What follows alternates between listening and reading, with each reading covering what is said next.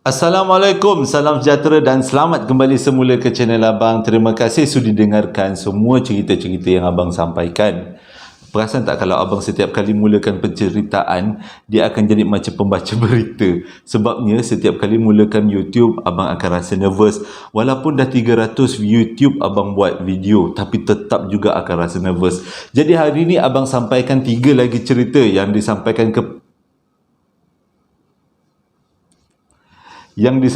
kepada abang oleh 3 orang yang berbeza melalui email dan juga panggilan telefon.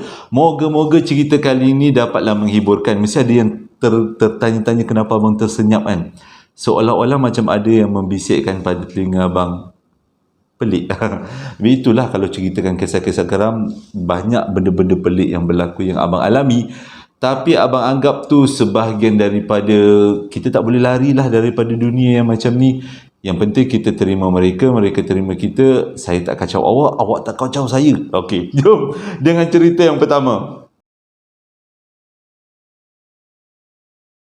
Cerita yang pertama ni disampaikan oleh seorang budak lelaki. Tapi yang peliknya cerita ni, dia tak nak bagi tahu langsung kat mana sebenarnya cerita ni berlaku. Punyalah senyap, dia tak bagi tahu mana tempatnya. Cuma dia cakap berlaku pada tahun 2002. Waktu tu dia kata memang tak ada lagi WhatsApp. Betul lah, memang tak ada lagi WhatsApp. WhatsApp tak ada Ya anak-anak, tak ada WhatsApp. Cuma pada waktu tu perhubungan, maksudnya cara kita nak menghubungi seseorang melalui telefon, sama ada kita telefon call diorang ataupun kita SMS diorang. Okey, ceritanya berpunca daripada SMS dan juga hari raya. Pada waktu tu diorang ni semuanya ada 6 orang sahabat. Jadi dia tak beritahu kat abang nama diorang dan abang pun tak bercadanglah nak gunakan nama-nama yang dicadangkan oleh penonton, sebabnya dia berkenaan dengan 4 orang. Kalau abang letak nama, takut nanti abang sendiri yang terlupa macam sebelum-sebelum ni. Okey, kita lanjut ceritanya. Dia ada 6 orang sahabat.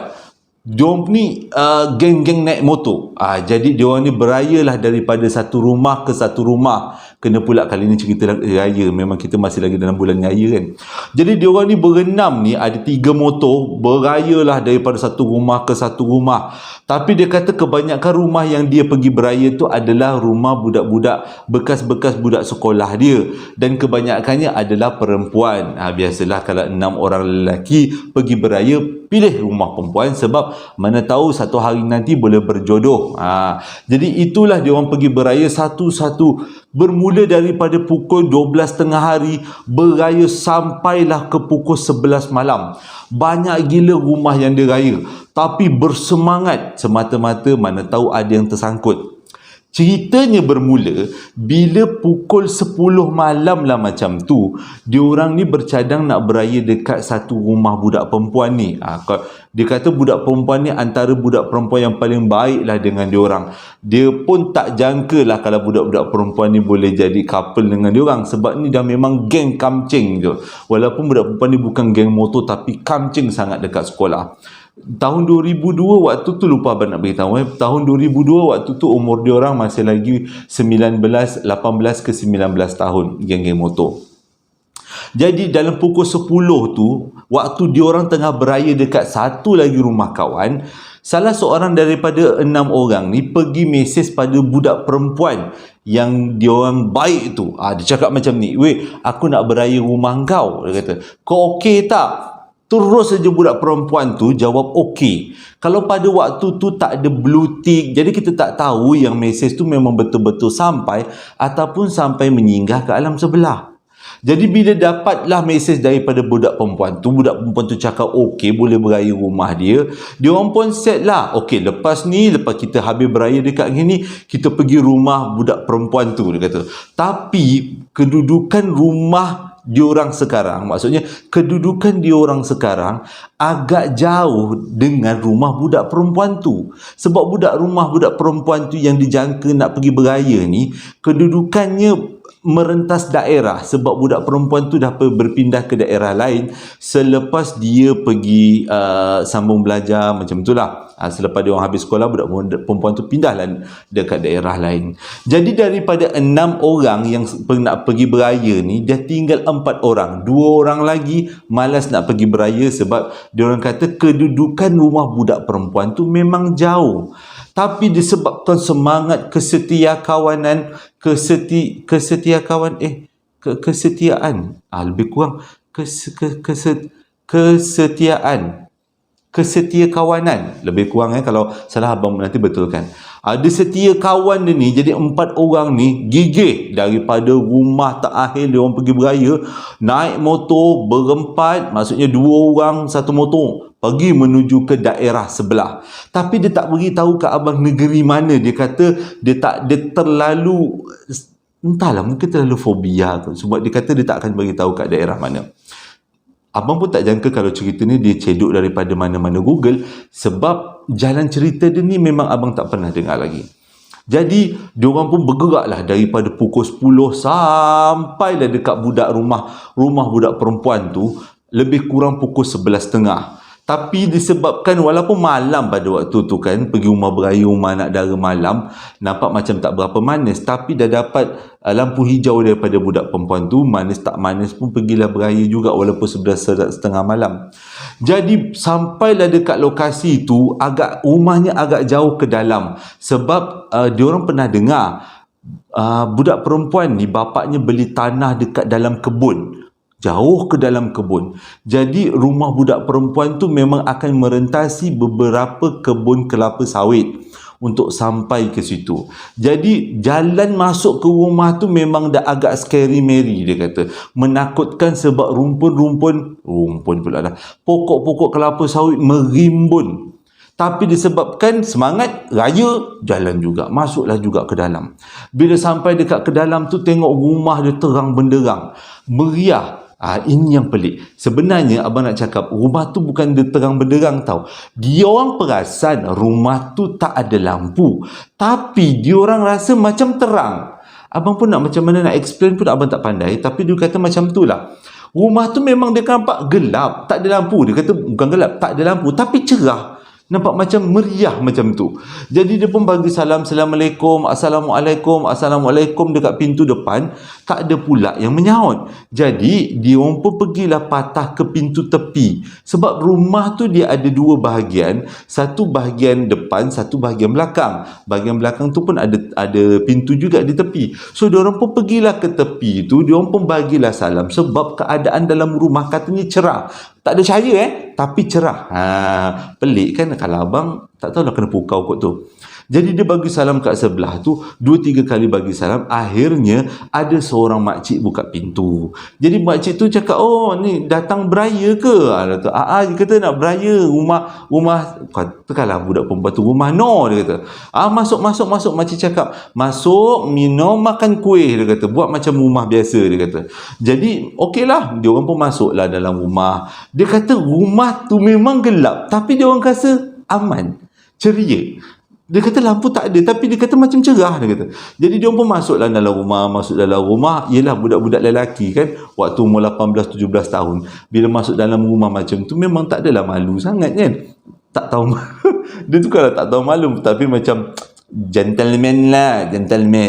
Jadi masuk, terus tuang air, terus buka bekas kuih, ngungak. Borak-borak lah dia orang berempat. Borak. Tiba-tiba salah seorang daripada 4 orang tu yang cerita kat abang ni, dia kata, baru dia perasan, kita dah lama borak kat sini kan, dia kata. Lebih kurang, diorang sampai lebih kurang pukul 11.30 tau. Jadi diorang masuk tu 11.30. Waktu tu jam menunjukkan pukul 12. Tapi kawan perempuan diorang tak ada pun muncul-muncul. Jadi yang cerita dekat abang ni, dia cakaplah dengan yang member dia yang lain, kau pergilah tengok dekat rumah depan, mana tahu budak perempuan tu ingat kita duduk dekat depan. Pada waktu tu diorang memang tak terfikir tau, rumah tu tak ada lampu, cuma cerah rumah tu, dia kata. Jadi masuklah. Lepas tu lagi budak yang ditugaskan untuk mencari ni pun pergilah ke ruang depan. Sampai dekat ruang depan, lebih kurang 2-3 minit, dia berlari ke belakang. Dia cakap macam tu, weh, rumah depan gelap weh, kata. Aku tak nampak apa pun. Waktu tu baru dia orang perasan Rumah tempat dia orang duduk tu memang tak ada lampu, gelap. Baru dia macam alah, rumah ni pun seram pula abang. Rumah ni pun gelap juga. Jadi dia orang kata, tapi siapa yang jemput kita masuk? Kena prank kita ni. Okey, lepas tu dia orang dah senyap dah tak tahu nak buat apa. Dia orang macam, jomlah balik. Rasa macam ada yang tak kena ni. Jadi dia orang pun tutuplah balang kuih. Lepas tu dia orang pun menyusuplah keluar. Baru dia rasa rumah tu gelap dan tak ada sumber cahaya. Tadi dia kata rumah tu gelap tapi nampak cerah. Tapi dia keluar ni, rumah yang memang gelap. Jadi agak meraba jugalah dia keluar. Lepas tu pintu terbuka. Mujur pintu terbuka. Lepas tu dia keluar daripada pintu tu. Lepas tu dia tutup pintu balik. Dia orang pun naik motor. Dia orang pun pergilah daripada situ. Dan salah seorang daripada 4 orang ni pandang ke belakang. Takut kalau rumah tu betul-betul rumah yang bukan rumah kawan dia. Mungkin rumah orang lain ataupun rumah alam sebelah. Tapi bila seorang tu pandang ke belakang, memang rumah tu gelap. Tak ada orang. Dia orang pun rasa terfikir-fikir siapa yang jemput. Dan waktu dia pandang tu, dia perasan, budak yang pandang dia perasan dekat depan rumah tu macam ada seorang makcik. Dia perasan, tapi dia kata dia pun tak confirm sebab waktu tu memang gelap, bulan gelap, tak nampak apa-apa cahaya. Cuma dia kata itu yang dia nampak dan dia pun terus 4 orang berlalu pergi. Jadi besoknya dia orang pun telefon mesej pada budak perempuan si No ni tadi. Cakapnya malam tadi dia orang datang rumah ni gini. Cakap nak pergi beraya. Lepas tu No cakap, mana ada kau minta aku datang beraya? Aku masih lagi dekat kampung mak aku. Dia kata aku tak balik rumah lagi, masih lagi kat kampung. Jadi bila dapat jawapan daripada No, budak yang mesej tu, tengoklah mesej lama yang No hantar kata okey boleh beraya tu, tak ada. Mesej tu dah hilang. Siapa yang mesej tu? Mungkin geng-geng sebelah yang saja nak prank ke apa, nak menguji keberanian ke apa, macam tu lah kot. Aduh, abang rasa macam janganlah kena kat abang. Tak suka.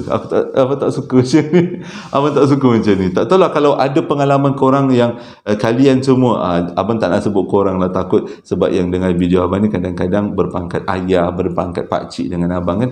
Jadi kalian kita yang ayat dia. Kita yang pernah dengar ataupun yang pernah ada pengalaman yang lebih kurang sama, bolehlah komen-komen kat bawah. Abang belum pernah lagi ada pengalaman yang serupa macam ini dan abang tidak bercita-cita, berdoa pun memang tidak untuk ada pengalaman ni sebab tak nampak hantunya tak.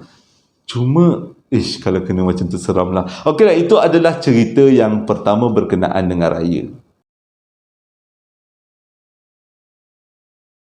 Cerita yang kedua disampaikan oleh seorang budak perempuan. Tak adalah budak, tapi abang rasa seorang perempuan lah. Nama tak pula dia beritahu pada abang, tapi abang gantikan dengan nama Nurin. Berlaku pada tahun 2019 dekat Terengganu, berkenaan dengan geng-geng Palapes 42. Tapi dia berlaku dekat satu universiti dekat Terengganu. Cuba dia tak minta abang jangan diberitahu nama universiti sebab takut-takut ini mencalarkan image universiti itu. Tapi itu adalah universiti yang terletak di Terengganu. Banyak kan? Boleh dah berteka-teka. Jadi dia kata kat universiti itu ada satu program co-curriculum namanya Palapes. Kalau siapa-siapa yang anak-anak yang tak tahu, Palapes tu adalah program untuk menjadi askar, lebih kurang macam askar lah. Jadi kalau lepasan Palapes katanya boleh jadi askar wataniah kalau tak silap abang, lebih kurang kalau salah betulkan nanti. Jadi dia kata dia memang suka daripada awal-awal masuk universiti tu, memang dia memang nak Palapes tu. Yang cerita ni perempuan tau. Dia kata memang dia seronok jadi Palapes sebab lepasan daripada Palapes tu dia nak lanjutkan untuk menjadi anggota tentera Malaysia. Dia kata dia memang minat daripada kecil. Tapi dia kata program Palapes ni ada satu yang betul-betul menguji keimanan dan ketakwaan sebagai pelajar. Sebabnya diorang ni, geng-geng Palapes ni katanya dia tak kira masa kalau diorang diminta untuk berbaris.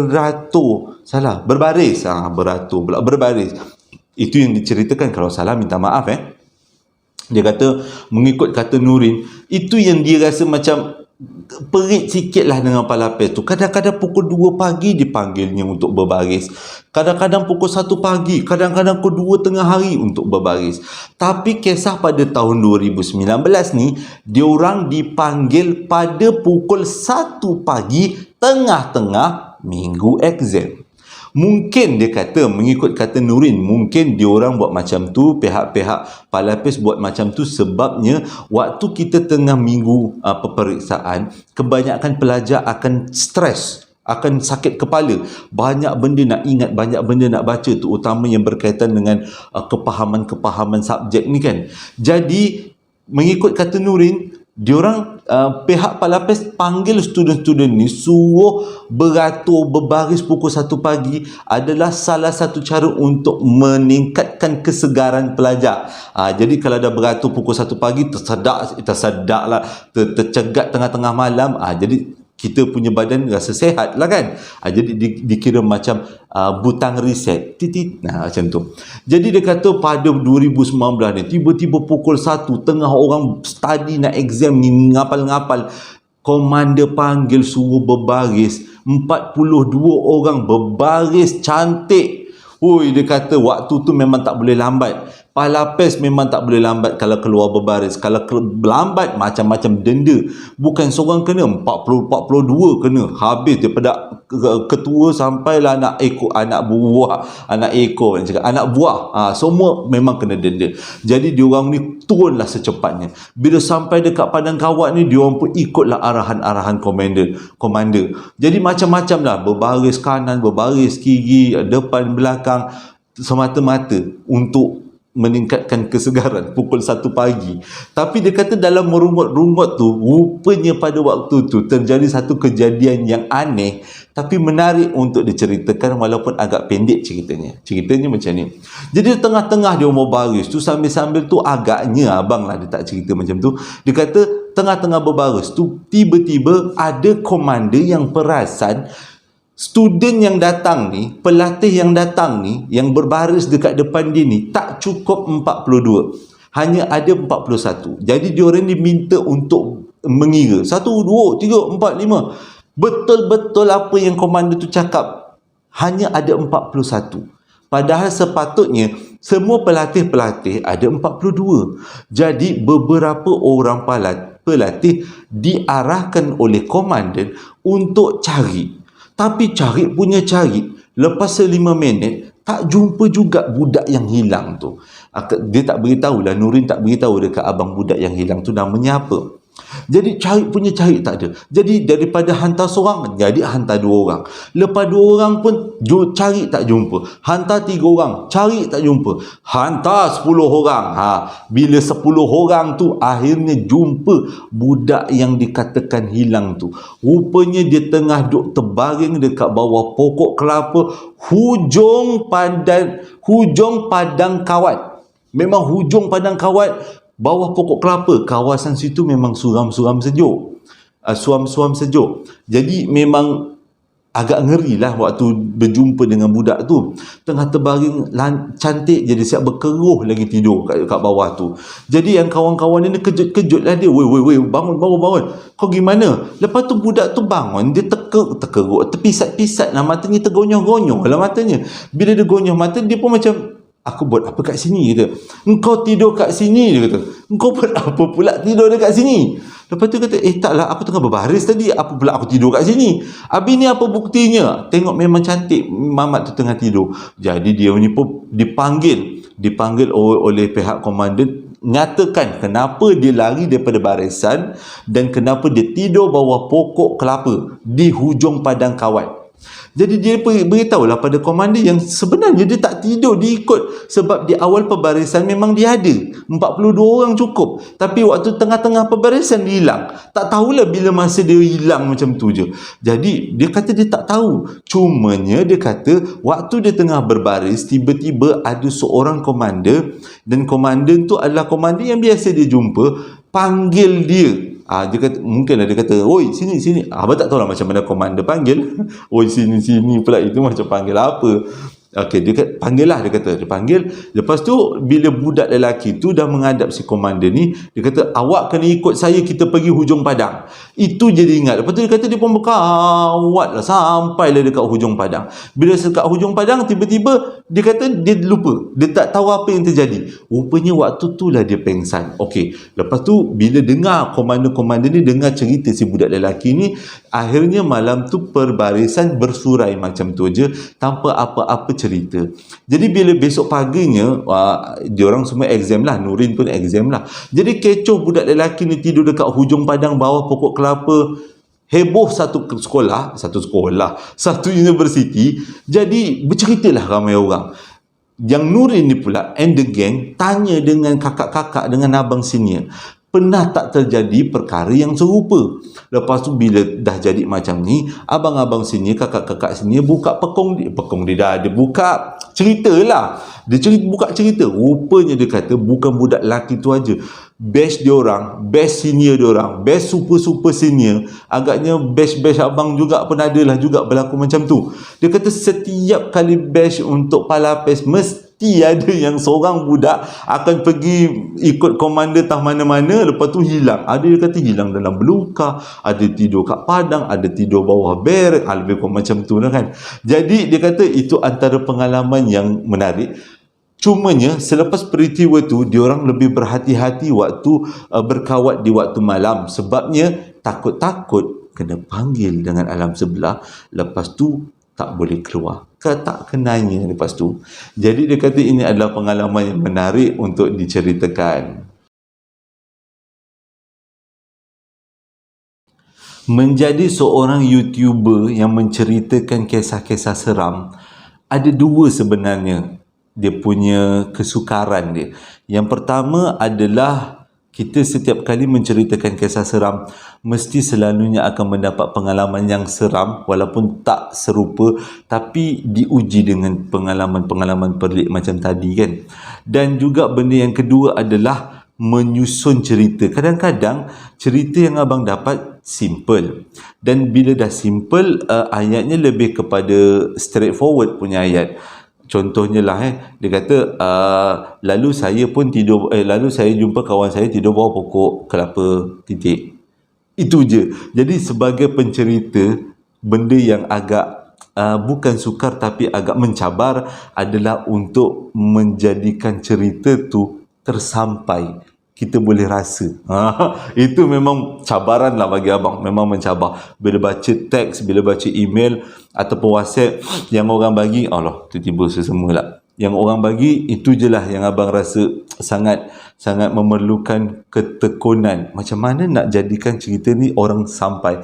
Jadi bila abang dapat komen daripada ramai orang yang mengatakan abang berjaya sampai cerita tu dekat hati, itu betul-betul lain macam dia punya seronok dia. Macam lupa hutang lah, makan sumi sedap. Dia punya sedapnya lebih sedap pada makan sumi. Abang suka sumi. Okey, cerita yang ketiga ni disampaikan oleh seorang lelaki, tapi dia dah siap-siap bagi ke abang. Bang, jangan gunakan nama saya, tapi gunakan nama samaran, Jai. Berlaku pada tahun 2021 bulan 12 dekat Kelana Jaya ke Jalan Kelang Lama, Kuchai Lama, Kelana Jaya lah, Kuchai Lama. Berlaku kat Kuchai Lama. Dia ni budak Grab, bukan GrabFood, bukan Food Panda, tapi budak penghantar makanan. Abang tak nak sebut lah, dia salah satu. Dia tugasnya budak penghantar makanan. Waktu tu kita PKP kan, jadi banyak orang tak boleh keluar dan kita memerlukan perkhidmatan ahli-ahli penghantar makanan, tim-tim menghantar makanan. Beli, bayar, nanti diorang akan hantar. Peristiwa ni membuatkan dia rasa kena ingat, setiap kali nak hantar makanan, kita perlulah harus tahu lokasi sebenar. Mesti ada yang tercerita. Kalau budak penghantar makanan ni tak lain tak bukan, ceritanya adalah berkaitan salah hantar makanan, terhantar rumah hantu. Lepas tu tak ada orang ambil makanan tu. Tak ada. Salah. Cerita dah tak ada kaitan macam tu. Okeylah, abang cerita. Jadi dia kata, pada tahun 2021 bulan 12 tu, dia dapatlah satu order daripada Kuchai Lama. Betul lah kan? Kuchai Food Court. Food Court Kuchai. Dekat Kuala Lumpur lebih kurang kat Kuala Lumpur ke Selangor lebih kurang. Jadi dia kata dapatlah satu order nasi goreng, ya mi goreng dalam order tu, mi basah, mi kering, banyaklah dalam order tu. Jadi dia kata itu adalah rezeki lah pada malam tu. Tapi dia kata bila dia dapat order tu lebih kurang pukul 11.30 malam kalau tak silap abang. Jadi bila dah siap-siap order tu, dia ambil daripada food court Kuchai ni, dia pergilah ikut Google Map yang diberikan oleh customer. Jadi bila dia tengok Google Map tu, oh ini lokasinya dekat bukan food court, kondominium. Dia kata dekat apartmen ke kondominium, jadi tempat tu agak meriah lah. Okey lah, dia pun ambil makanan tu, dia start motor dia teruslah jalan ikut Google Map tu. Tapi dia kata mula-mula okey, tapi tiba-tiba Google Map tu bawa dia ke satu lorong yang jalan tu memang mengerikan sebab dia ada banyak pokok besar, dan yang lebih ngeri lagi, scary Mary-nya tu, ada deretan rumah macam barek dekat jalan tu, dan barek tu semua, deretan rumah tu tak lagi digunakan. Dia punya lalang lebih tinggi daripada manusia. Maksudnya memang kawasan tu lama dah tinggal. Tapi dia kata itu yang ditunjukkan oleh Google Map. Jadi sebagai jalan alternatif, dia kata, untuk cepat sampai dekat lokasi penghantaran, dia ikut jalan-jalan tu. Tapi waktu dia ikut jalan tu, dia kata dia dah perah minyak banyak tau. Maksudnya dah perah habis dah minyak. Tapi motor dia tak berapa nak laju. Macam seolah-olah macam ditarik-tarik. Tak apalah, dia kata, dia terus dah Allahumma salli ala sayyidina Muhammad. Terus perah. Tapi bila waktu perah tu, waktu dia melintasi berek rumah tu, dia dengar bunyi baby menangis. Dia kata memang dia tahu itu bukan bunyi baby, bukan bunyi manusia. Memang bunyi alam sebelah. Mana ada manusia kat kawasan gelap macam tu. Lepas tu pula bunyi baby tu agak pelik, tak macam bunyi baby normal lah kata bunyi. Tapi memang bunyi baby menangis, bayi menangis. Jadi dia pun teruskan jalan. Bila dia terus jalan, tiba-tiba dengar suara baby tu tadi kejap-kejap tau. Kejap ada, kejap tak ada, kejap ada, kejap tak ada. Tengah-tengah dia perah tu, tiba-tiba dia dengar bunyi baby tu kuat gila menangis dekat atas kepala dia. Jadi kalau macam kita pun dengar benda yang terlalu kuat sampaikan boleh tembus helmet tu, kita pun akan terpandang daripada mana datangnya sumber suara tu. Jadi rupanya datang daripada atas. Dia pun nonggaklah atas. Waktu tu baru dia perasan dia di bawah satu pokok yang besar, dan dekat atas tu ada makcik rockers tengah duduk.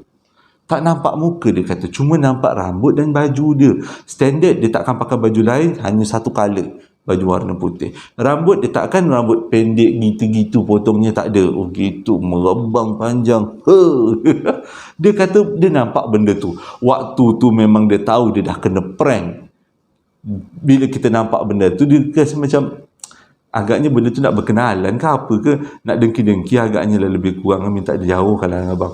Waktu tu dia kata Jai dia perah minyak, dia keluar daripada kawasan secepat mungkin. Dan walaupun dia dah berjaya keluar daripada situ, dia terdengar-dengar bunyi baby menangis tadi, dan dia teringat-ingat sampaikan sepanjang perjalanan dia tak berani pandang atas, tegak aja. Dia punya pandangan tu tegak ke depan dia. Akhirnya mengikut Google Map tu, dia sampai juga dekat kondominium tempat orang tu order makanan. Dan rupanya memang yang order makanan tu bukannya makhluk alam sebelah, memang manusia. Bulat perutnya. Maksudnya abang sihat lah orangnya, cerita sihat. Dia terfikir perut abang pun dah makin bulat. Raya ni Allah, macam 3 hari 4 hari cuti ni open house saja, rumah kawan, rumah penonton, rumah kawan. Tapi abang pergi yang kawasan Seremban je lah. Abang tak pergi kawasan luar daripada Seremban dengan Senawang. Kebanyakannya rumah tak adalah peminat, tapi rumah penonton-penonton abang lah juga. Seronok lah ambil gambar. Okey, itu dah melanjut lah. Jadi bila dia tengok, hantar memang betul yang order tu adalah makhluk manusia. Dia pun bagilah makanan tu. Sebelum dia keluar daripada situ, dia sempatlah juga dengan tanya dengan Pak Guard, dengan security orang Malaysia lah. Kadang-kadang security kan orang Bangladesh ataupun orang Nepal, ni security orang Malaysia. Dia ceritalah, dia tunjuk map. Kau tahu tak, tadi aku kena dengki dekat sekian-sekian tempat. Rupanya security tu cakap apa? Oh bang, selalu bang, budak-budak pengantar makanan mesti terbawa dekat situ, dan bila sampai kat situ memang ramai yang kena prank, dia kata. Dan pranknya semuanya sama, iaitu dengan bunyi baby menangis, bila pandang atas dapat tengok makcik rockers buat persembahan, dia kata. Itu memang semua orang kena. Jadi sejak daripada tu, kalau dia dapat order malam dekat kawasan kondominium yang dia terpaksa lalu jalan gelap tu tadi, dia tak akan ambil. Dan cerita ni dia kata ada sambungan dia. Sambungan dia yang kedua. Abang baru cerita bahagian pertama, nanti abang cerita bahagian kedua, kisah budak pengantar makanan, budak yang sama. Jadi selepas ni lah, selang 2 hari lagi. Okey.